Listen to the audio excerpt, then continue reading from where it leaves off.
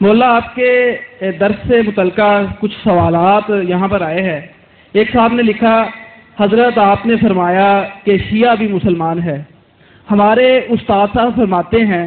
کہ شیعوں کا کلمہ اور ہے، پھر وہ صحابہ کرام کو معیار حق بھی نہیں مانتے اور نماز بھی اور طرح پڑھتے ہیں۔ کچھ لوگ کہتے ہیں کہ شیعہ حضرات صرف 3 نمازیں پڑھتے ہیں، وضاحت کر دیں۔ یہ ایسی باتیں ہیں جو بہت وقت چاہتی ہیں۔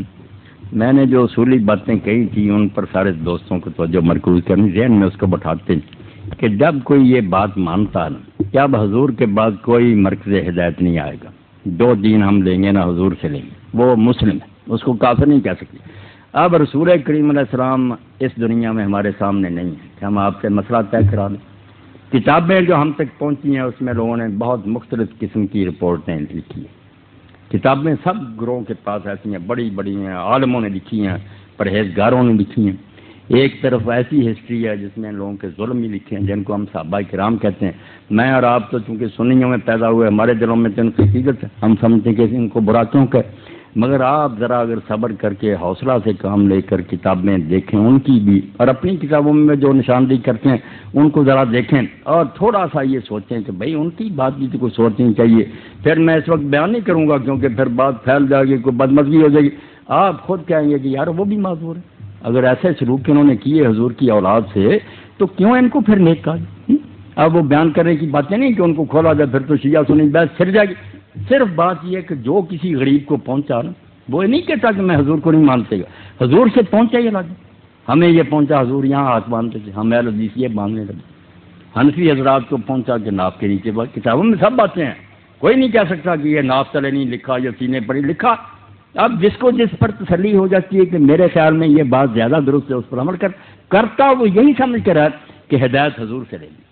اب شیعہ حضرات نے دیکھا ان کی بات چھوڑیں، نماز کی بات، اب میں اپنی کتابوں کی بات کرتا ہوں۔ اگر کسی نے پڑھا ہے تو مصنف ابن ابی شیبہ دیکھے، یہ سب لوگ امام بخاری اور مسلم کے استاد تھے، ان سے پہلے انہوں نے کتابیں لکھی۔ اس میں الگ باب ہے کہ ان لوگوں کا بیان جو نماز ہاتھ چھوڑ کر پڑھتے،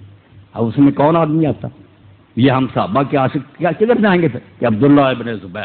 زبیر رسول اللہ کی پھوپھی کے بیٹے ہیں، یہ عبداللہ ان کا بیٹا ہے اور حضرت ابوبکر صدیق کا نواسا، ہاتھ چھوڑ کر نماز پڑھ رہا تھا، اتنا بڑا صحابی ہے۔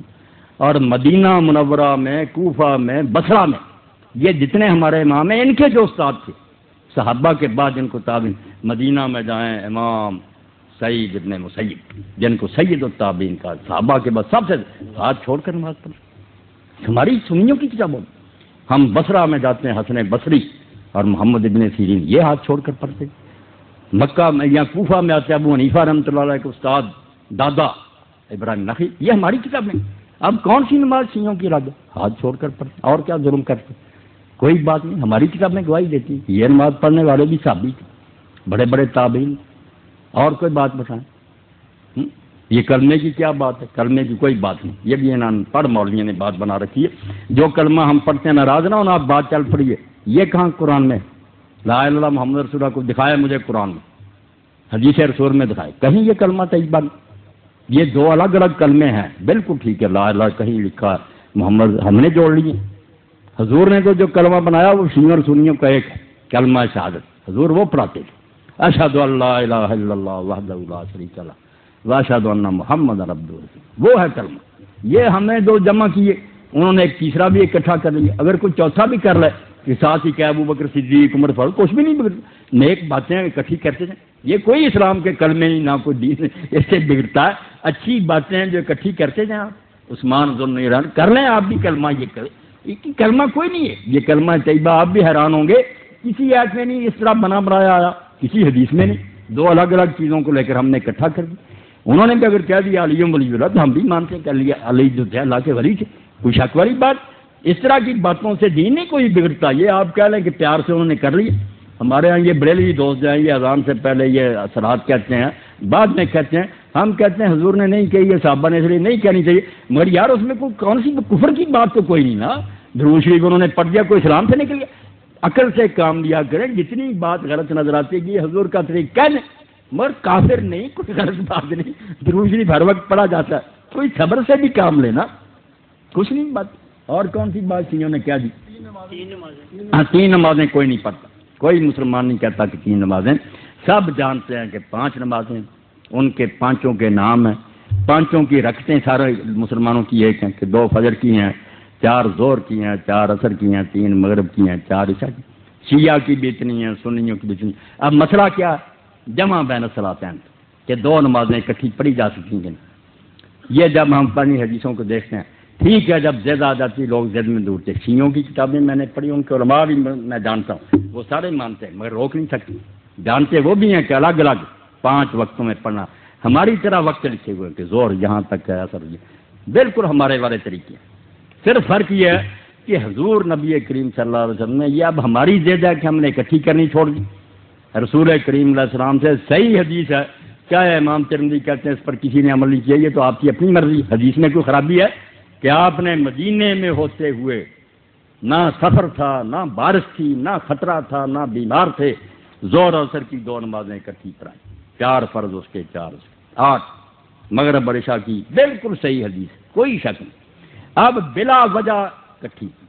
ابن عباس سے لوگوں نے پوچھا، ابو ہریرہ سے پوچھا کہ حضور نے ایسا کیوں کیا؟ جب کوئی مجبوری نہیں فرمایا، اسی لیے کہ امت سے تنگی دور ہو جائے، امت کو پتہ چل جائے کہ اکٹھی کی پڑھنے کوئی بات نہیں۔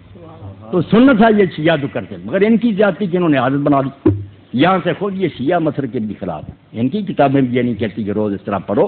5 اذانیں ہونی چاہیے، 5 وقت ہے، مگر صرف اکٹھی کی جا سکتی ہیں۔ مسئلہ اتنا تھا کہ جائز ہے اگر کوئی کر لے، ہم نے ضد کر لی کہ کرنی نہیں اکٹھی کی تو کافر ہو جائیں گے، ہم بھی جھوٹے ہیں، جب جی چاہے اکٹھی 2 نمازیں پڑھ سکتا، ظہر عصر مغرب عشاء جائز۔ ان کی وہ ضد غلط ہے کہ روزانہ پڑھنا، یہ ان کے مسلک میں نہیں، ان کی بھی شرارت ہے، کتابیں ان کی نکال کر دکھاؤں گا، ان کے علماء کے فتوے دکھاؤں گا، ہماری طرح 5 اذانیں دیں، 5 وقتوں، اصل یہی ہے، مگر کبھی اگر اکٹھی کو کر لے تو بیٹا اتنی بات تھی کہ وہ جائز تھی، ہم نے ضد کر لی کہ نہیں پڑھنی، انہوں نے کر لی کہ ہم نے جان بوجھ کر اسی طرح پڑھنا ہے، یہ چیڑ بن گئی۔ مسئلہ اتنا ہی ہے کہ بلا وجہ بھی ظہر عصر کو مغرب عشاء کو اکٹھی کیا جا سکتا ہے، اس میں نہیں وہ کوئی بری بات کہتے، جو عادت انہوں نے بنا لی یہ غلط ہے، پڑھتے 5 ہی ہم اور 2 کر کے اکٹھی پڑھ